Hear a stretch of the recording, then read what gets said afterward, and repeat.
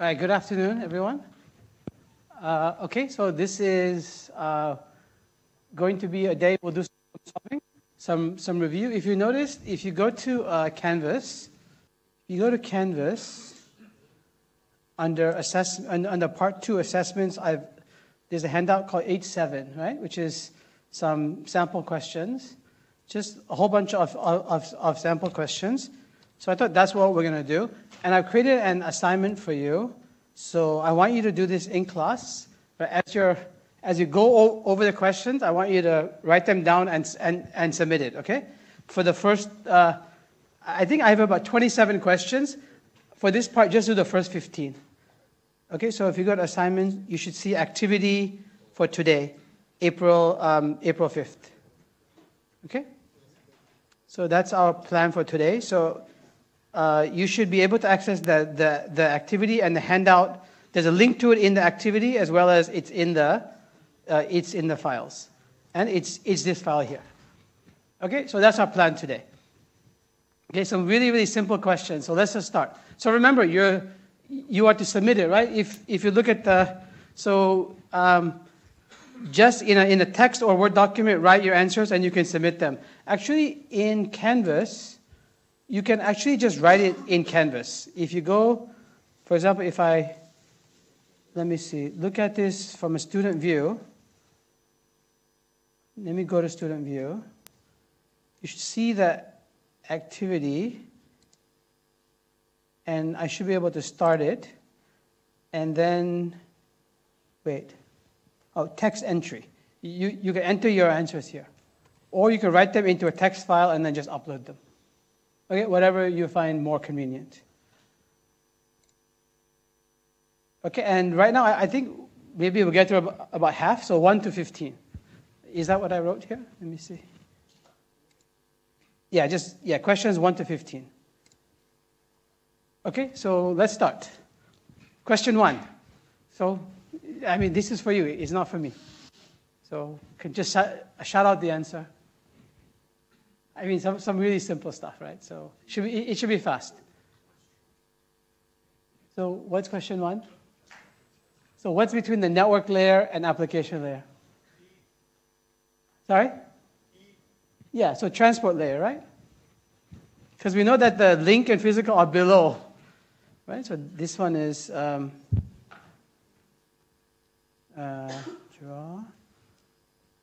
But I realized, I think it's fine. Is there a way?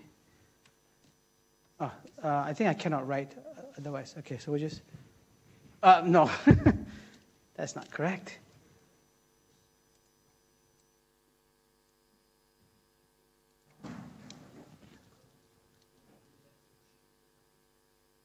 Okay, so transport layer. Okay, if you're just coming in, there's an assignment for you to do. Go into Canvas, assignments. Assignment is related to this. You could just read the instructions there. Okay, how about 2? Transport and link.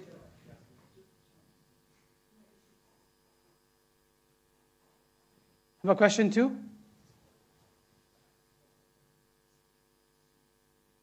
Yeah, if you know the answer, just shout it out, right? I prefer that you don't sit there and just listen. I prefer you participate. Okay, that's my preference, so please, just shout it out. What's question 2? Yeah, it's network layer, yeah.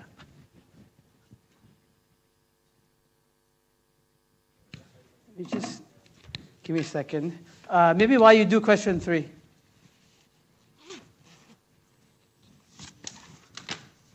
So also, hopefully, I mean, 1 and 2, there's nothing to discuss really. But if there's something to discuss, we may discuss it.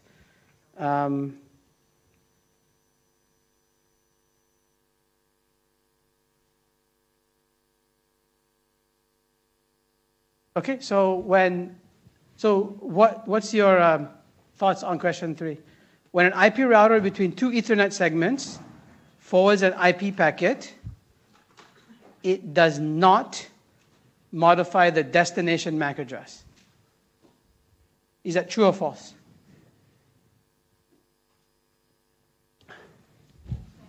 Is it, so who says, okay, maybe we'll have to do a show of hands, okay? There's only two answers, true and false. You must raise your hand for true or false. Who says it's true? Okay, a couple of people. Who says it's false? Okay, so the majority of you say it's false. Why is it false? Maybe you tell me why? Yeah. Hi.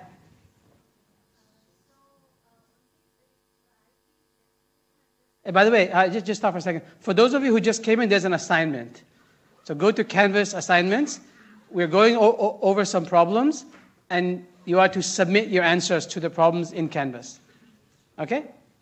By around the end of class. So, sorry, go on.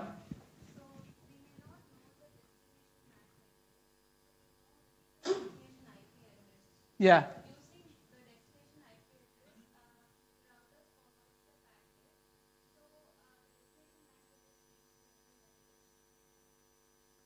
Yeah, you use destination MAC address 2 times in 2 different ways. Yeah.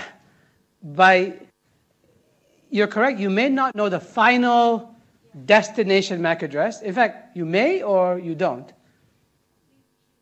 So there's no situation in which you know the final destination MAC address. Is that correct? No situation. You can't think of a situation where the sender knows the destination MAC address. Yeah. Yeah, what is that called? How would you describe that in a very concise way? When the final destination is in the same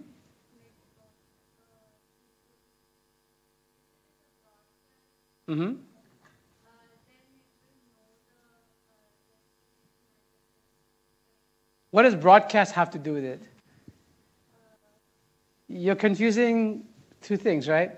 So when it's in the same interface, what does that mean? It's okay, I'm going to push you to get it right. You need to, right? Engineers need to be precise. Yes. So the question was, when can the sender know the final destination's MAC address? Or is there a situation? You're trying to describe when. So when the final destination and the sender are in the same network. So that means you're at NUS network, I'm at NUS network, I know your MAC address? Yeah? You sure? So somebody in PGP and somebody here can know each other's MAC address? Yeah, it's not the same network. The same network is very imprecise.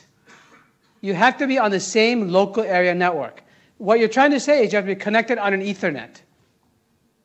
Right? But you didn't say that. So I want you to learn to be precise. Same interface also, it's in the same direction, but let's be precise. Yeah.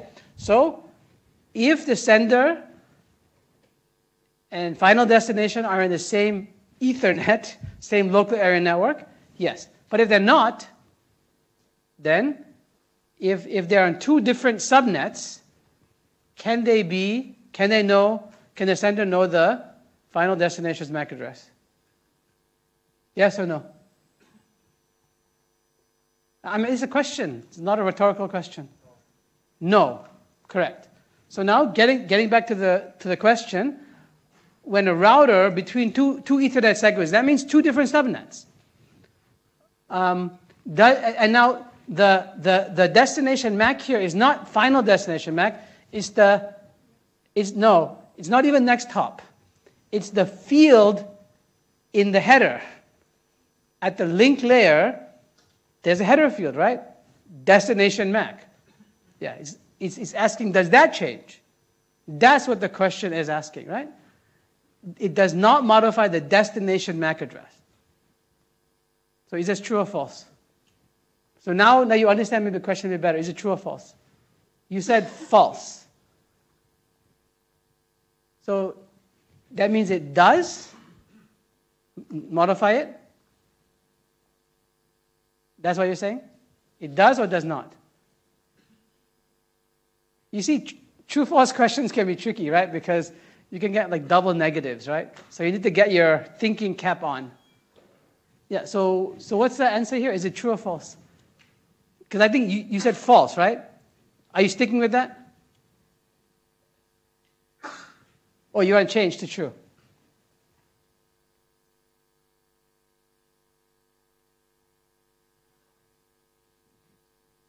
What do you think? Is it true or false?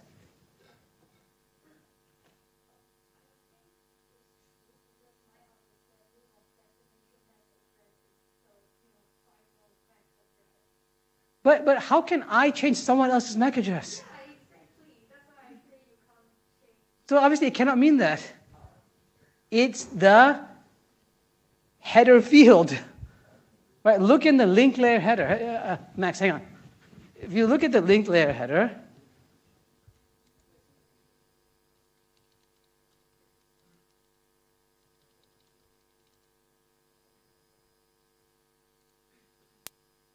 right? There's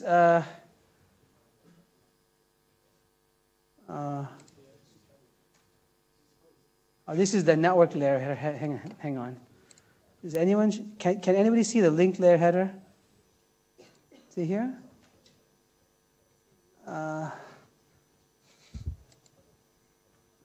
Why can't I get a good? You know why? What I'm gonna do?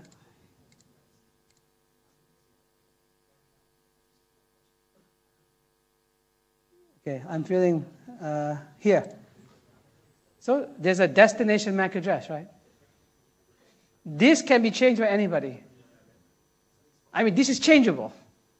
So that's what the question is asking. So what do you think now? Now that you have a different view, obviously one node cannot change another node's MAC address. So yeah, this question is not a trivial question.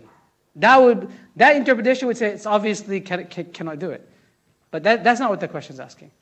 Yeah, Max?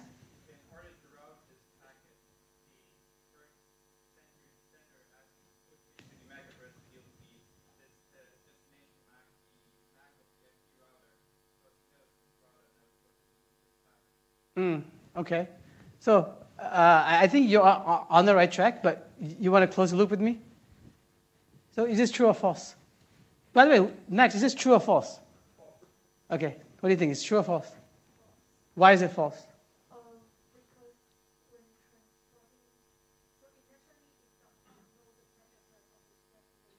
Of which destination? Yeah, correct. Because it's in another Ethernet. Yeah. So the MAC address will definitely change after the Ethernet, but it's not from one Ethernet. Okay. Yeah. So have you got your head on straight? So tell me what. What? Okay. Why is it false?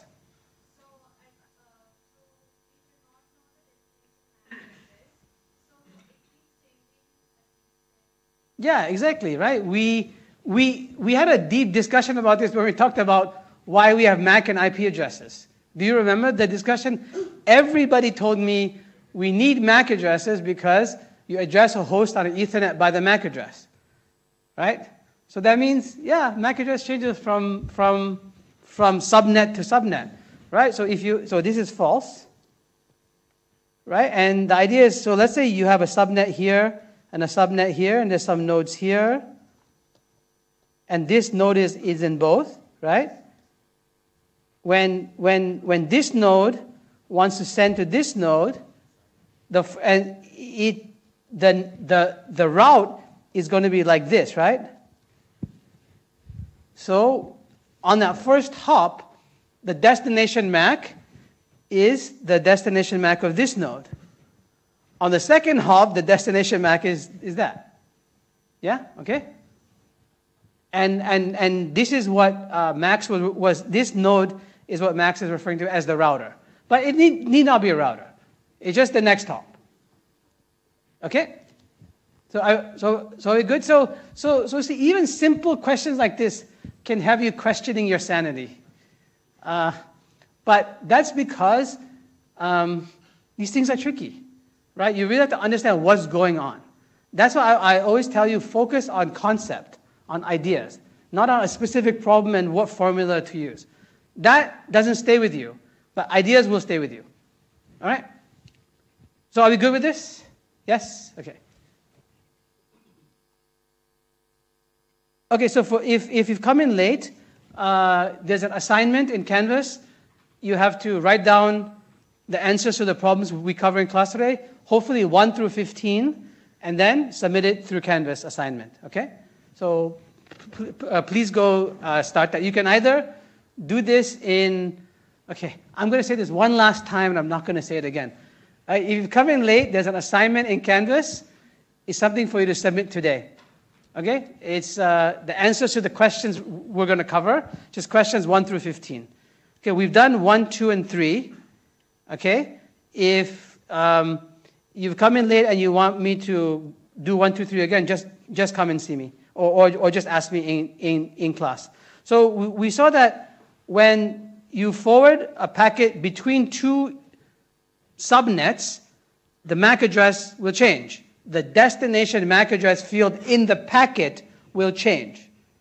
Right? Remember, we're looking at, this is the header of the destination MAC here. This will change.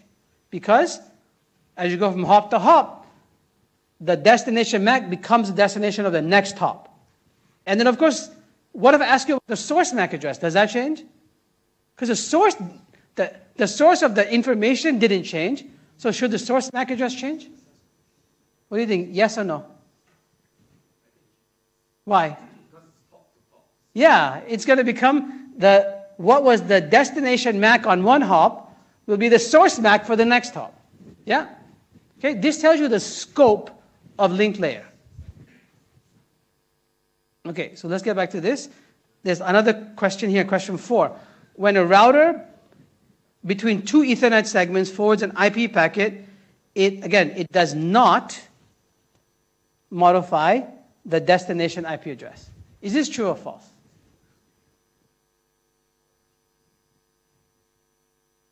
What do you think? So, if it's true, raise your hand. If it's false, raise your hand. And you not, is it true or false? What? How about you? Question 4. Is false. So it does or it does not? The source IP changes.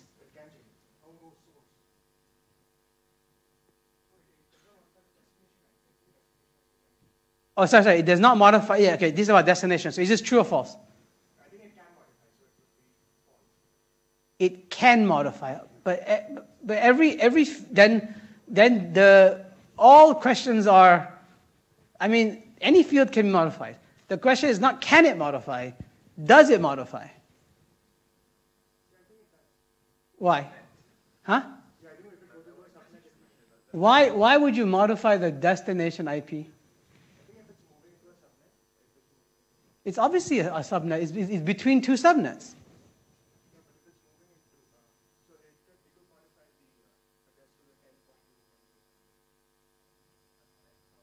What?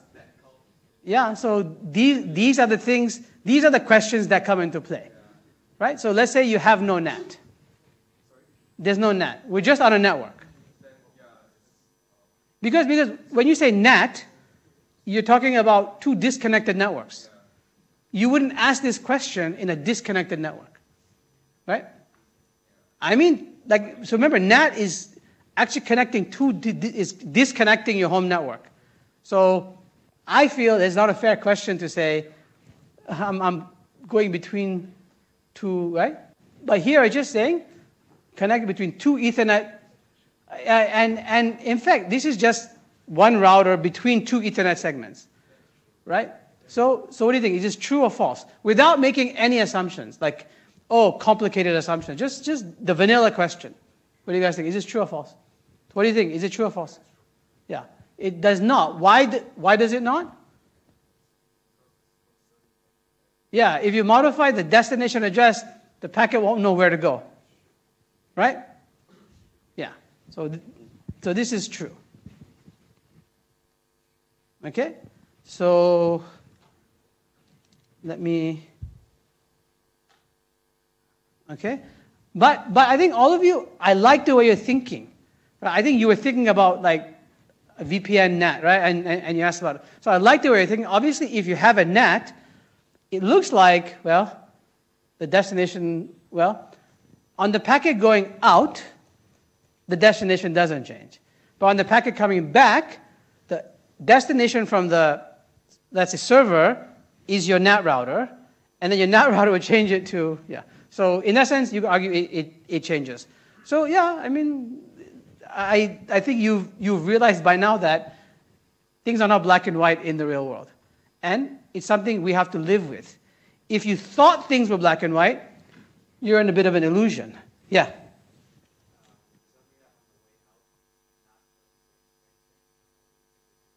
Well, good question. What does NAT change on the way out? NAT does change something. Otherwise, it's not doing anything. It does change. What does it change? Yeah, because the NAT router is masquerading as everybody in the network. So no matter who generated the packet, the NAT router will say it came from me. That's the security aspect, meaning these nodes in the network are not visible to the rest of the network. Yeah. So NAT. So if I said it does not change the source IP, again, without NAT it's true. But with NAT, you could argue it's not true, right? So yeah, I mean, things are tricky. I apologize. I didn't set up the world. The world is uncertain, right? There's things that are tricky. So learning is not about learning facts and figures. Learning is about knowing how to think about problems in different scenarios. That's learning. Okay? All right, so I think we're good here. Obviously, I mean, I know students are concerned about exams and tests. Obviously, if we're in a multiple choice, you can't say with or without NAT. You have to pick an answer, right? But let's say it was a short answer question. Then you can state your assumptions, right? You can say, okay, I'm going to give you an answer, but it's with this assumption. There's no NAT. Or there is NAT. Okay? Sometimes, if you ask me a question, is there NAT or not? I would say make an assumption. Because actually that shows learning, right? If you can, yes, that's why I'm really happy you guys asked about NAT. That shows deeper thinking. Okay, 5. The value in the sequence number field of a TCP segment defines which data byte? None, last, next, first. I mean, none of the choices. So which one? This is just straightforward, right? There's nothing tricky here. 3 and 4 involve some deeper thinking. This doesn't. So what is it? The sequence number in the TCP header tells you which byte. The first, right? The first byte in that segment. Okay? Then in the reply, in the ACK,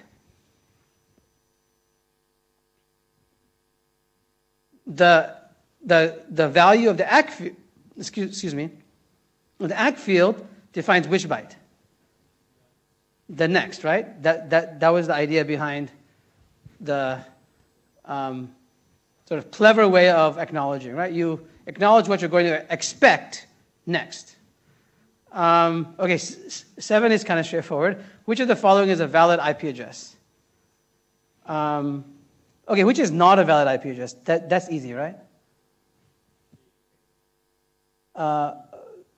Okay, so C is not. That's just a friendly name. What about D? Yeah, this is not. It's too big. Now, if somehow there happened to be 32 bits, it could be, right? Yeah, right. I mean, this happens to be actually a MAC. This is 48 bits. So this actually it's a MAC address. It's not IPv6. That's 128 bits. It'd be much longer. But this one, but yeah, if I could somehow write it in, like writing in hex, binary, dotted decimal, doesn't matter. What matters is the 32 bits, right? Okay, so we have, that's gone. And then, somebody said A was not right. Why is that? Yeah, right, because of that. Yeah, so the answer is that. Okay, let's look at 8. An organization is granted a block of, so here it's classless. So we're doing the classless interdomain routing. Remember, I think I mentioned this. Just somebody might have asked me this. What does class-based mean? Well, when your subnet is multiples of 8, then you have classes, right? You have, of course, the subnet cannot be 0, but it can be 8, 16, or 24. When it's 8, 16, or 24, there was like class ABC networks. And that's what we had in the very beginning. But it turns out that, well, you can generalize and let the subnet part be any number of bits. And that's called classless. All right, so if you're given 199.34.32.0/27, how many addresses are granted? So this is, again, it's a straightforward question. So what's the subnet part? It's 27, right? The subnet part is 27, so that tells you the subnet ID. How many bits? 27 bits of this is a subnet ID, so how many addresses are granted? Yeah, because there's 32 bits in an IP address, so 32 minus 27 is 5, so 2 to the 5, right? And then I think I mentioned to you, just, again, this is not to trick you, but, just to make sure we understand, all 32 addresses cannot be assigned to hosts. You can only have, in this case, 2 to the 5 minus 2 hosts. There's all zeros and all ones in the host part, right? So the subnet part remains the first 27 bits. The next 5 bits, all zeros and all ones, that address is not used. It represents the subnet and the broadcast address. Now somebody once asked me, why can't I assign the all zero? Well, you can. It's functionally not used. So you could assign all zeros if you wanted, I think. But all ones has a functional use. It's broadcast. So you don't want to assign any one node to have that address. All right. A router with the following forwarding table receives a packet with this destination. What's the outgoing interface? Again, this is pretty straightforward. Just do longest prefix matching. Why did I do that? Right, so while I'm fixing this, you guys answer this for me. So we're doing longest prefix matching. So what's the answer here?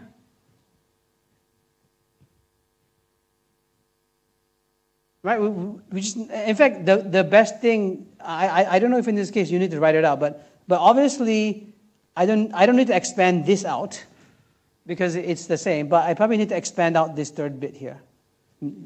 Maybe. So 3 is what? So, which is the longest prefix match here? Well, we see that this 3, and this is /24, right? That means it has to match all 3, and clearly this doesn't, right? Because there's a 0 here, and there's a 0 here, and there's a 3 here, right? So it's got to be, well, it's likely going to be A or B. It could be D, but between A and B, which one is it?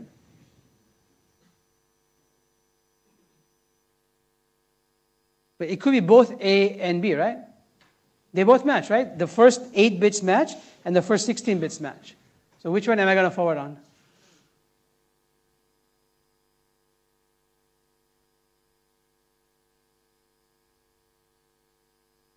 Can you tell me? Hi, yeah.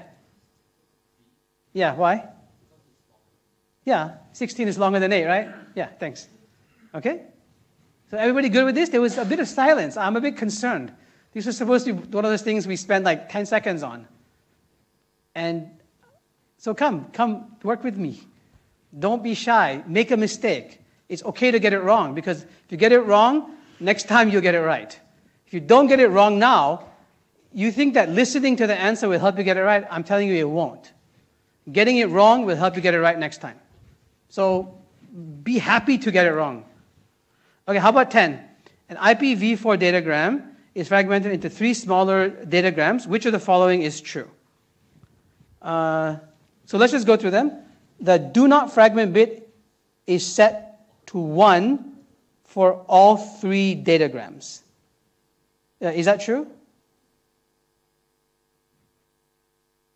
Like, are we guaranteed that once you fragment once, you'll never fragment again? So is A True or not? So no. How about the identification field is set to the same for all three datagrams? Is that true or false? Yeah, just shout it out. We're like wasting so much time by me asking you over and over, what do you think? Let's just have an agreement. Just shout out the answer. If you're thinking, think. But if you know the answer, don't just shake your head. I see people shaking their head. It's true, right? This one is true, but there can be multiple true statements. So let's see. The more fragment bit is set to 0 for all three datagrams. Do you think that's true or false?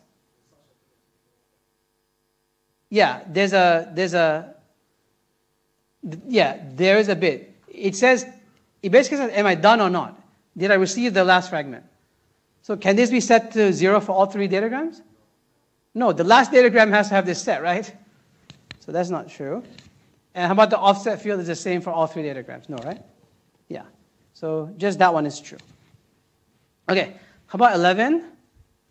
If the ACK value in the TCP header is 200, then what byte has been successfully received?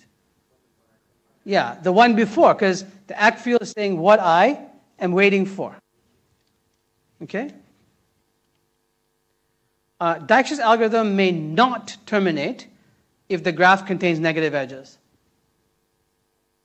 For example, if there's a cycle, right, then I can go around the loop forever, right?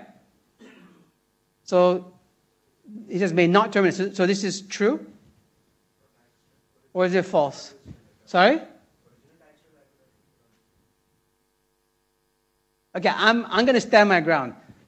There's no such thing as original Dijkstra, vanilla Dijkstra. There's Dijkstra's algorithm. I don't care if someone else decides to call what is not Dijkstra's algorithm. That's on them. But yes, correct. So we know that Dijkstra's algorithm will always terminate. This is false. So keep that in mind. Negative cycle, why does negative cycle not force Dijkstra to not terminate? Max, can you tell me? Because last time we had a little discussion about this.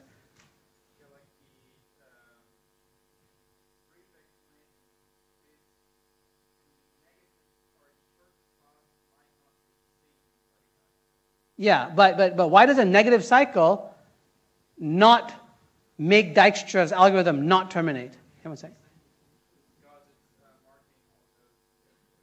Yeah, it doesn't revisit nodes. Yeah, tell me. Yeah, thanks. Okay, good. All right, 13. Consider TCP. So this is a small computation. Consider TCP running over fast links. Assume the link capacity is 8 gigabit per second. The segment size is 1,000 bytes per segment. So that's the MSS. The round trip time is 10 milliseconds. What is the window size required to use the link utilization completely? Right? We did this in class with some more examples. I think you guys do it. This gives us intuition for how to provision TCP. So how would you do this? What's going to be the base? So again, you'll have to make an assumption about what algorithm or what, like we need some expression for TCP throughput. What was the simplest one that we came up with? Yeah, so you can just use that. Right? So throughput is W over RTT. Now, Benita, if I want, this is in segments per second. What? Yeah. Right? And I told you what the segment size here, okay? Yeah, so that's it. So we just need to basically invert this to, we want window size, right? So we have to solve for W here. Okay, S here was my throughput or my rate. So you basically set S to, 8 gigabit per second. So remember, this is gigabit, and this is in bytes. So, right? And then there's a second here, and this is millisecond. So you just need to, I'll tell you, the students still screw this up. That's why I'm making you do it. So you can make sure you get your head around, get units right. Okay, so maybe you guys can work on this. We just have 2 more to do, so we're almost done.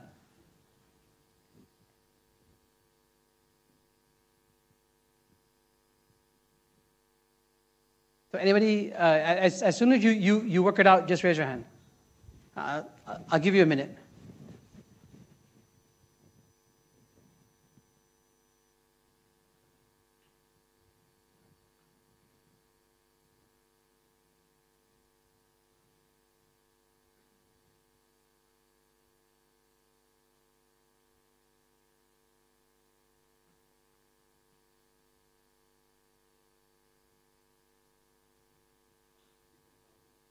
Yeah, so somebody said it's 10,000. Yeah, that's what I got. I was just looking at my computation. Yeah, that's what I got. So it's possible, right? Just get, like, you just take care, right? To convert milliseconds to seconds, convert bits to bytes. I think do. Convert bits to bytes and seconds, milliseconds to seconds.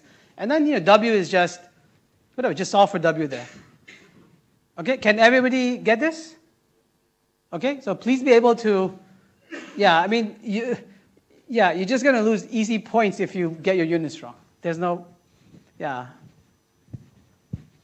Okay? Good? If there are any questions, please raise your hand. Okay. How many subnets are in the network below?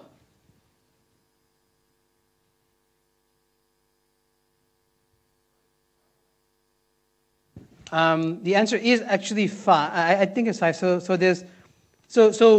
we're going to look at every router and break its interface, okay? So we break that interface, break that interface, break that interface. I mean, this is breaking an interface here, here, and here, right?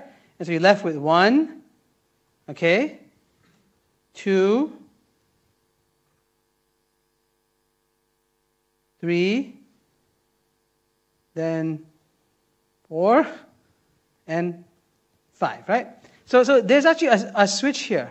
Why am I not counting that?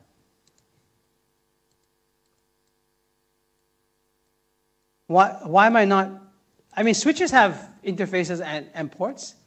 So why don't I break that? Right. So there's a switch here. So why am I not? And there's switches everywhere. So why don't I use a switch to decide on a subnet? What? Yeah. Are you sure? Because don't we call it a network switch? I'm messing with you. Yeah, I already told you that, right? Even though we call things like network switches and all that stuff, a switch is a layer 2 device. It operates at layer 2. Yes, people will try to sell you layer 3 switches. What's a layer 3 switch? A router. Okay? So there you go. Okay, so switches do not create new subnets. Router creates a new subnet. That's kind of an important idea. Now don't get me wrong. Somebody could introduce a switch into the market that does routing functionality. Yeah, I mean, anybody can do anything. But the whole idea behind layering was to have, functions be isolated at different layers, right? Yeah, so if a device, and switches traditionally are now switches do isolate, right? They, like a hub is a layer 2 device where all the ports are connected. So a hub is a broadcast device. And we know that broadcast introduces a lot of overhead for nodes. Why? Because if I receive a lot of packets, I have to decide, is that packet meant for me or not? So there's like work to do. It goes through physical layer, maybe at link layer, I can figure out, does my MAC address match? But that's work. So what a switch does is it isolates ports, especially if you have very high-speed traffic. And I think you learned from the first part, a switch has to learn which hosts are available on which interface. Unfortunately, this is not done by routing, not done by network layer. It's something that has to be done by the switch. Okay, so initially, a switch will just broadcast because it doesn't know. But as soon as the correct node replies, it can remember, oh, that node, node 1, is available on interface 1, and so on. Okay, so that is that. Okay, let's look at 15. Consider TCP Reno. Now this time, I have slow start, okay, and I have AIMD. I have both. Okay, now, again, the window size as a start of slow start is 2, and SS thresh is, I think this might be the problem I did. It's okay, just make sure that you know how to do it. This is the same problem that we did in class. Okay? So it's 8 MSS. A loss occurs on the 5th transmission. What's the congestion window at the 10th transmission? Yeah, this is precisely the problem that we did in class. So, and I think does anyone remember what the answer was? Yeah, it was 7. Yeah, but it's okay. Just make sure you can write down without looking at what we did in class. Don't look at what we did in class. Just go through. Make sure you can write out all the events that happen. Right. So you start off. We're going to start off at 2, and then go 2, 4, 8, and now that's our slow start threshold. So when my congestion window is 8, what's the next congestion window? 9, then 10, and then during that, so remember, 10 means in the 5th RTT, or the 5th transmission, I'm going to send 10 packets. Of those 10 packets, one of them gets lost. Okay? So then what's going to happen is, there's going to be a timeout. I'm going to go down to 2, because I'm telling you slow start starts at 2. So I reduce it from 10 to 2, and then but I'm going to set slow start threshold to 5. Half of 10. Then 2, 4, back to slow start, and then we had the question of, do I go to 8, or do I go to 5, or do I stay at 4? To me, it's policy. I think it's okay to say that I will go to what I'm allowed to go to. So you go to 2, 4, 5, and then go back to AIMD, 5, 6, 7. I think by that time you're at the 10th transmission, right? Now, you notice in this case, I could also ask you, what's your throughput? Can you compute it? You can, right? Because you know exactly how many packets are sent. Now, it's a little bit tricky because I'm telling you that, okay, so I'll tell you why it could be a little bit tricky, but without thinking too complicated, or thinking too complicated manner, it's easy because you can count in every RTT how many packets you sent. Then your throughput is just, well, the number of packets you sent in how many RTTs, right? That's throughput. It's successful packets divided by the time. But there's a little bit tricky thing here. What is that? There was a loss. I didn't tell you how many losses. But assuming one packet got lost, that packet obviously cannot count in my successful transmission, and that packet will get retransmitted, right? So you have to count the number of successful receptions divided by the number of RTTs. Okay, but does everybody see that? So this one is 7, but I think more interesting is, can I use it? How would I compute throughput here? Okay, over this 10 RTTs, right? This is a 10th transmission, so I have 10 RTTs. I can compute how many packets were successfully received divided by 10 RTT. Good? Yeah.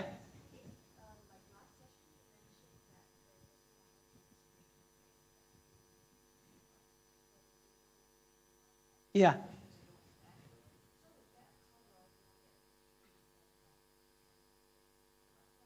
Yeah, I mean, that's an assumption, yeah. You would make the assumption here that the congestion window is a tighter constraint compared to the flow window. I mean, typically the flow 64 kilobytes or 128 kilobytes, it's going to be big. At these numbers, we're talking, they're very small. But you're right.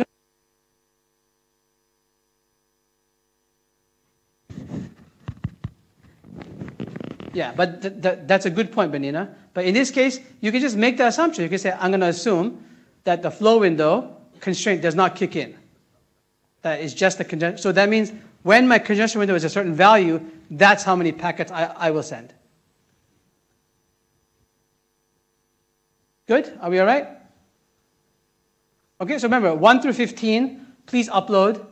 Right? I mean, you should have all the answers now. We already have them all. Just write them down, submit it, okay?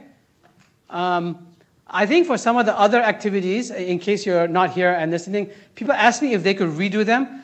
I removed the closing time for all of them, so they should all be available now. So you can go redo. If you haven't done it, you can go do them. Okay, but I think I kept the original dates, so I know who did it when they were in class. Okay, so same thing for this one. Do it like as soon as possible. I think I set deadline for like 3 or something. It's 1 to 2. I set it for 3 p.m.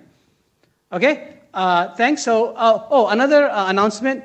I managed to get a venue for our quiz next Wednesday, LT6. Okay, so we don't have to go to arts. Okay, LT6. So I'll send out, they just confirmed it. I'll send a notice out letting you know, but it'll be at 1 o'clock. So come a little bit earlier, please.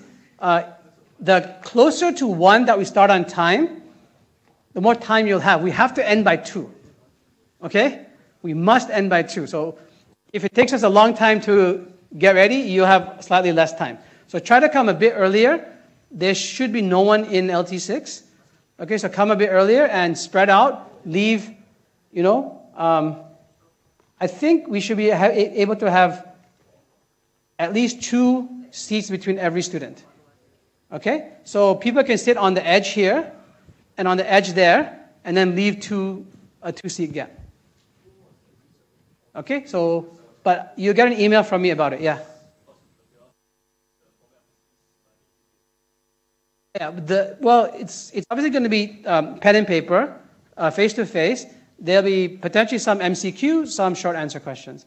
And then it may be, I'm finalizing it now, but for some of the MCQ, I'm going to ask you to explain your choice. Like that might be the short answer. Explain why you chose what you did.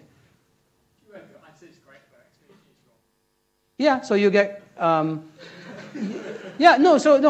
I call it MCE, multiple choice with explanation. The reason I do that, I'll tell you this. So sometimes if you do MCQ and you get it wrong, it's just wrong. Right? You're like, oh, damn, I just picked the wrong one, right? But I know what I'm doing. So the explanation is there. So then you can say, do away with MCQ, just do short answer. But then, like, my experience has been, like, sometimes when I ask a short answer question, sometimes people don't know what the answer should even look like. Like for example, in my other class, I asked for frequency as an answer. And I get, like, weird answers. Like, I get nothing that looks like a frequency. So people don't know what the answers look like. So MCE is good because in the explanation, at least you know the answer, oh, it looks like one of these. Right? So it helps you maybe jog your memory or maybe, so that's why I do MCE. So you get credit. If you get the MCQ right, you get credit for that. If you get the explanation right, you get credit for that independently. Yeah. If you get this wrong, but there's some, let's say, some intelligence, AGI, in that, you'll get credit for it. Yeah. Okay? Yeah. Yeah, then you get it right. Then that part you get right, but the explanation you will get wrong. I said the choice you will get wrong. Yeah, typically the choice will be worth less than the explanation. They won't be equal. Okay? Anything else? You're allowed to use a calculator, but not a programmable calculator. Yeah. The test is next Wednesday. Apologies. It's next Wednesday from 1 to 2. So that's why I want to ask you to come a bit earlier. Okay? What we'll do in Monday's class is I'm going to try to get maybe some of my students to come and maybe talk about some of the work they do. Also Q&A, we have the rest of the questions, right? The 16 through 27, I'll cover those. I'll answer. The point is, I want to give you a chance to answer all your questions. Okay? And I want you to think long term. Don't just think about the next quiz. Also think about the final. Okay, you can ask me any questions. Yeah.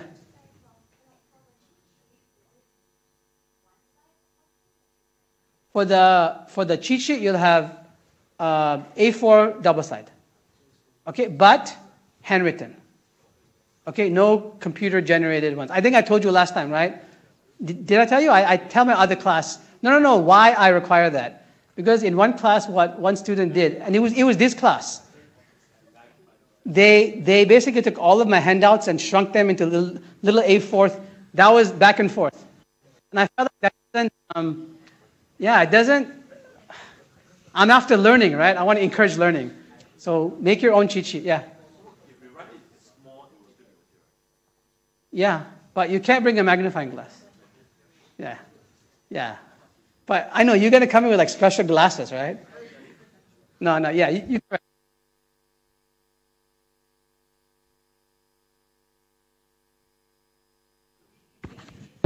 Yeah, any other questions? Okay, so next Wednesday, 1 p.m., come a bit earlier so that I give you maximum time to do the quiz. Okay, thanks everyone. Any questions? I can stick around.